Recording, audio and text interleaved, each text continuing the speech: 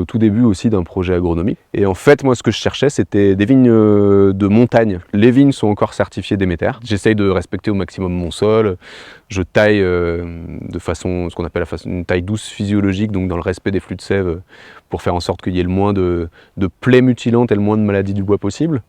J'ai 3 cuvées, donc un muscat en presse directe, une clairette en presse directe et un vin de macération. Tous les gens à qui j'ai fait goûter sont plutôt hyper étonnés, surpris d'à quel point c'est bon, donc c'est chouette. De ferme en ferme, c'est la porte d'entrée de la vente en direct.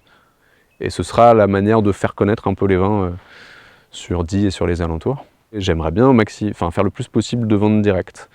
Je le fais aussi pour développer un réseau de vente, parce que c'est la première année, que c'est important pour moi de vendre, et puis que c'est tellement bien identifié que c'est intéressant de profiter en gros de l'organisation, du savoir-faire des CIVAM sur la coordination de ferme en ferme. C'est quand même quelque chose de national sur lequel il y a beaucoup de recul. On est très appuyé, donc c'est très facile. En fait, s'il faut faire un événement de ferme ouverte dans l'année, moi je n'ai pas d'hésitation, je fais de ferme en ferme. Au-delà des objectifs de vente, etc., mais plutôt pour effectivement montrer comment on travaille, essayer d'apprendre aussi nous à expliquer de manière un peu simple, d'amener à comprendre, quoi.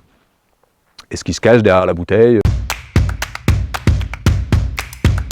Pour les nouveaux, de ferme en ferme, ça s'organise de manière encore plus cadrée que pour les anciens. Il y a 2 jours de formation qui aident à déjà poser les bases de ce que c'est, reposer les bases de ce qu'est l'événement, et puis travailler avec l'aide des outils qui sont justement réfléchis par les CIVAM, sur ce qu'on va dire, quel est le message, ce qu'on a envie de faire passer, avec toute l'organisation, avec tout l'appui, toutes les formations, en tout cas tout le cadrage que peuvent apporter les groupes, les secteurs, et le CIVAM de la Drôme en coordination de ça.